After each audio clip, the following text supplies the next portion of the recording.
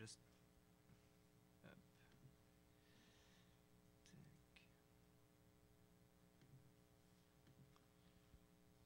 yeah, that's better.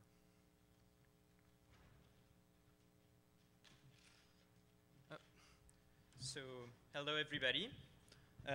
I'm going to start with a question for you guys. So this is an ad I got in a Gmail account, and it's about a hotel. What do you think it's targeting? Can you guess? So I bet you won't get it right. It's actually targeting an homosexuality-related keyword among the emails in the account's inbox. So how about this one? It's just a big clothing brand. What do you think it targets?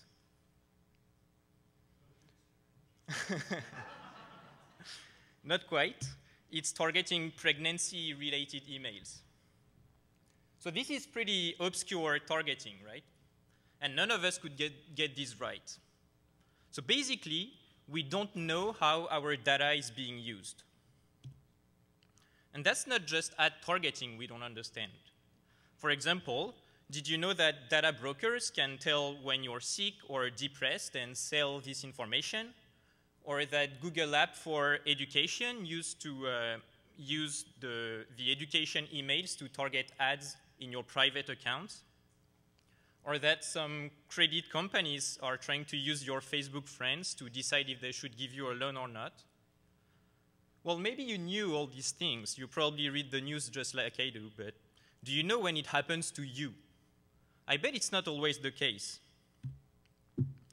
So, welcome to this new big data world.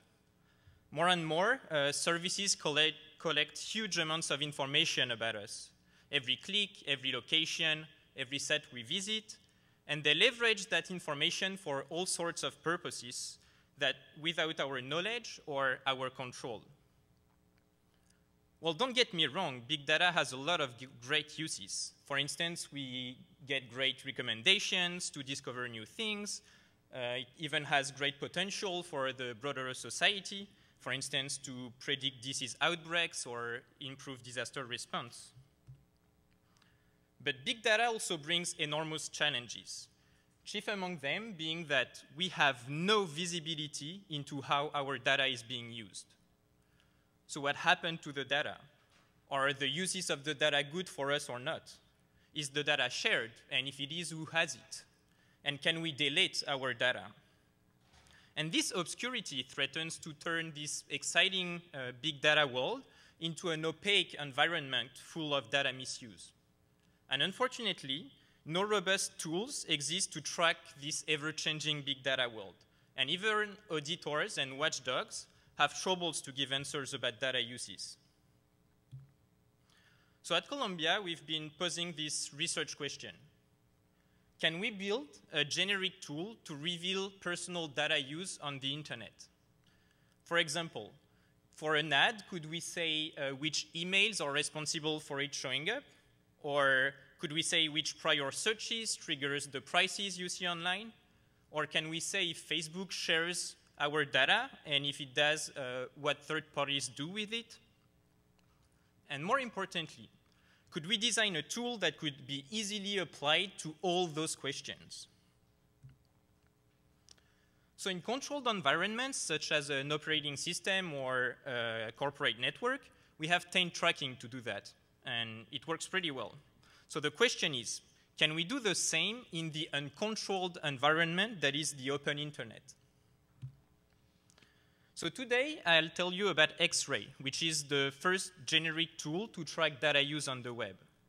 And it reveals which inputs, like an email or a search, is being used to produce which outputs, like an ad or prices. And XRay is accurate, scalable, and very generic. So we have it running on 3 different web services, which are Gmail, YouTube, and Amazon. But more importantly, we think XRay provides the key building blocks, both theoretical and practical, for tracking data use on the internet. Let me give you some of the details. So we designed XRay with several goals in mind. It has to make fine-grained predictions, for example, at the email level. It has to be scalable and to be widely applicable to many different web services. So for instance, we don't want any manual parameter tuning when we add new services. And in order to reach these goals, we model the web services as a black box. So the web is very complicated, and we don't want to know for every service what it does or how it does it. We don't want to reverse engineer the targeting mechanisms. And the key insight to be able to do that is to track data through correlation between the inputs and the observed outputs. And this is exactly what XRay does. So it monitors a bunch of the inputs that go into the service and a bunch of the outputs, and it correlates them. So there may be more inputs that we don't track, and we won't be able to detect targeting on this. And we call this mechanism differential correlation. And to do this differential correlation, we first create a bunch of extra accounts that we call shadow accounts, and we populate them with a subset of the input we want to track. So intuitively, by doing that, we vary the inputs we put in the black box. And then we use the outputs from the shadow accounts to relate inputs and outputs. So let me give you an example. Let's assume we have this main account with 3 pieces of data, D1 to D3, and it sees an output O1, for instance, an ad. And we have those 3 shadow accounts, and when D2 is in the shadow account, we also see the same output O1, but when D2 is not there, we don't see it. Well, from that, we can deduce that probably D2 is responsible for O1 showing up. But it sounds like a lot of extra accounts, right? If we need to test each combination, it's even an exponential relation. So it doesn't scale. Well, actually, it turns out that there is an algorithm that can achieve this thing with a lot fewer extra accounts. And in fact, a logarithmic number of accounts under some assumptions. And we prove this both theoretically and experimentally, as I'll show you later. And we designed 2 algorithms, one that we prove theoretically has this property, and a second one that is more robust and that we validated experimentally, and this is the one we integrated in XRay. So let me start with the theoretical algorithm. So this is the algorithm for which we can prove the logarithmic dependency in the number of extra accounts, and it is based on set intersection, and it's very similar to the example I gave you before. So first, we randomly assign the input we want to track in the shadow accounts. And then, to explain an output, we select the sets of emails that are in the accounts where we see this output we want to explain. And we compute the intersection of those sets. And if the intersection is not empty, this is our targeted set. And if the intersection is empty, then we deduce there's no targeting. So we can prove that this algorithm needs only a logarithmic number of extra accounts to have a high probability of detecting the associations. And in this example, it was detecting only 1 targeted email, but it also works for combinations of email, and it's still logarithmic. But the problem is that this algorithm is not super practical.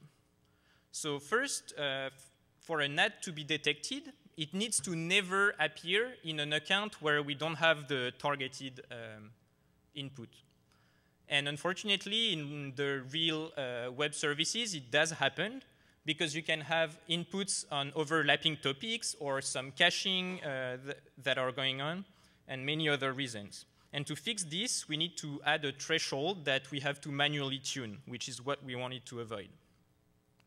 And second, it doesn't deal really well with low signal, and we have to add yet another manual threshold. So how can we address these limitations? Well, we built this much more robust algorithm based on a Bayesian method that doesn't need such parameter tuning, and that we incorporated in XRay. And this is how it works. So there's a lot of notations I didn't define yet, but I'll walk you through the algorithm. So it's a simple Bayesian model that takes the observations we make into the shadow accounts as inputs.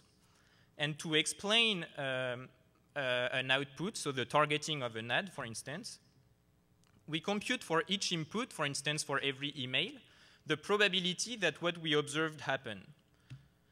So for that, we define two probabilities, P in, the probability that we see an ad in an account when we have the targeted email, and P out, which is the probability that we see the ad in an account even though we don't have the targeted email in the inbox.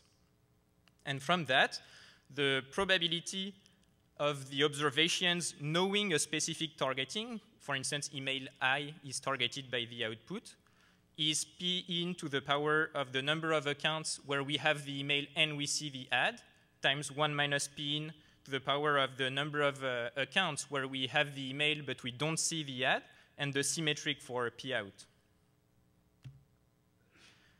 And from there, we just use Bayes' rule to inverse the probability and compute the probability of the targeting knowing the observations we observed. So at this point, if the ad is targeting to one of the email in our inbox, we can tell which one by returning the highest probability. But some ads are not targeted against anything in our inbox. So remember, we don't track all the inputs, so it can also be targeted on an input we're not tracking. So what can we do about that?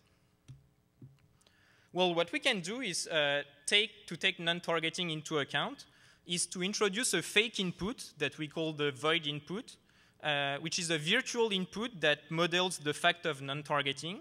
And we use the same steps to compute its probability. And then we can return the highest probability, but this time taking non-targeting into account. And there are many other challenges that we need to solve to make the algorithm practical and robust, and we give more details in the paper. And with the final algorithm, we can do automatic self-tuning with an iterative inference scheme to learn the parameters, so no manual tuning is required. And we also handle input overlap and different kinds of targeting. And this is how we put everything together. So I won't go into the details, but the two main pieces are shadow account managers, which is service specific and manages the extra accounts we need, and the correlation engine, which is the brain of XRay and incorporates the algorithms. And this one is service agnostic and can be readily applied to different services. So for instance, we built our prototype for Gmail to associate ads with the email they're targeting. And we could then apply it to YouTube video recommendations and Amazon product recommendations without a single line of code to change to the correlation engine. So let's evaluate how well XRay does on these three services that we support. So I'm going to focus on three questions among those we asked. So how accurate is XRay? How does it scale? And is XRay useful in the study of real web services? So first, to measure XRay's accuracy, we needed some ground truth for the associations. Unfortunately, both Amazon and YouTube provide such a ground truth. So for instance, on Amazon, when you see a recommendation, you can click a link, why this recommendation, and they give you a fine-grained explanation. And Gmail doesn't give such a fine-grained explanation, so we had to manually label the associations. So the question is, how accurate is XRay? So here are two graphs for recall and precision that we use to measure how well XRay does. And this is with 16 inputs, so 16 emails or 16 video that we have on YouTube. And we can make two observations for these graphs. So first, they look really similar with a steep curve at the beginning and then a plateau. And second, we need only a few extra accounts to reach 80% to 90% of recall and precision on all three services. So for example, on Gmail, we need 15 accounts to reach 85% of recall and precision. So the question is when we increase the number of inputs that we want to track, how does the number of accounts we need to reach high accuracy evolve? And as I've told you, the theory predicts that we should need only a logarithmic number of accounts, and this is what we verify experimentally. So on this graph, you can see the number of accounts that we need to reach high accuracy depending on the number of inputs. And the number of inputs is in log scale, so the linear shape means that we do have our logarithmic dependency. So for instance, on Gmail, when we double the number of inputs, we need +3 shadow accounts. Okay, so now that we saw that X-ray is accurate and scales pretty well, we need to evaluate if it is useful as a tool. And to do that, we collected Gmail ads that target emails about sensitive topics like various diseases or pregnancy or death, and we analyzed the strong associations detected by X-ray. And here are some of the ads that we X-rayed. And the examples that I showed you at the beginning of the talk actually come from this data. So some of the targeting is pretty obvious, as you've probably already seen in your own inbox before. So for instance, if you have pregnancy-related emails in your inbox, you can see some baby shower invitations ads. But other targetings are much more obscure and targeting sensitive topics. So you already saw this hotel ad that targets homosexuality-related emails. And we also have, for instance, a shamanic healing over the phone ad that targets depression. Or there's one that's not in red, but it's a text couch to get the girl you want and desire, targeting depression. And we have many examples that we found. And some targeting were just unsettling to see. So emails that suggest a person might have financial difficulties, for instance, with the keywords like debt or borrow or loan, were targeted by ads for easy car loans without backing or without credit history. And in fact, it turns out that there is currently a subprime loan bubble for used cars, and it has been recently documented by the New York Times.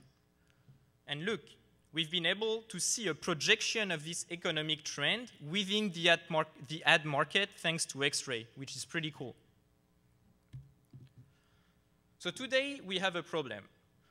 The big data web is like a big black box, and we need robust tools to reveal data use and provide the necessary checks and balances for the web. So we built X-ray, the first tool to reveal data use on the web. And it is accurate and readily applicable to many services. And we have it working on Gmail, YouTube, and Amazon. And we hope that its generic building blocks, like the algorithms I told you about, will be used to create a new ecosystem of transparency tools that will empower investigators and watchdogs. So in support of such tools, we are releasing our code on GitHub, and we're also making an X-ray service available with the data we collected. Thank you, and I'll now take questions.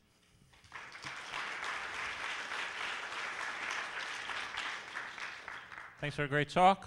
Please use the mic and state your name and affiliation for a question. Hi, my name is Indranil Banerjee. I'm from Qualcomm. Thank you for a very interesting talk. I was wondering what's the next step for users? What can they do armed with this information that, hey, my emails about debt and loan are being targeted by Google? So that's a really good question. So I think, so first, maybe we don't really know yet because we never had this information before. And the goal I think we would really like to reach is to have voluntary transparency from the services so that they tell the user beforehand the information that's being used. So for instance, some of these ads that have really obscure targeting, if you were to click on them and authenticate on the advertiser's website, you could leak the information of the targeting without even realizing that. So I think just giving the information is a really good first step. And then when people are more aware, maybe it can change behavior or make some pressure for more transparency or better behaviors. Hi, Adrienne. So There's a cool paper at SOUPS last year that looked at people's discomfort with targeted advertising. And a common complaint was that people were worried that someone standing over their shoulder was going to see an ad and infer some connection between that ad and their past history. Yeah. So, for example, you see, an advertisement for a scantily clad woman, and they think, "Oh, I know what you've been doing on your computer recently." So, does making the connection more explicit increase this concern? That's a good question. So maybe if you make the information like readily available next to the ad, it can make things even worse. But on the other hand, if you don't know about that, there's no way anything is going to change. So I think it's still valuable to give the information. And yeah, maybe the hope is that people find it creepy enough so that they can pressure services to be more transparent and less invasive, maybe. David Freeman from LinkedIn. Does your system allow you to pull out time series features using ad targeting, like the rate of emails sent or number of clicks, that sort of thing? That's a great question. So we didn't study that a lot yet, but that's definitely on our roadmap, and it can be supported by the tool. So we can take multiple snapshots at different times and see how it evolves. And there's a lot of interesting questions, like if you delete emails, what happens after you send an email? How fast does your profile take it into account? Yeah, there's a lot of things that we can get from that. Tad Book from Rice. It seems that ads could be targeted on lots of factors. They could be based on a single keyword. They could be based on various keywords used over time, geolocation, even things like the length of sentences in an email, say. Do you think it's possible to use your tool to search for causes beyond just a single keyword and find more complicated relationships if they're present? So, for instance, I think it's possible.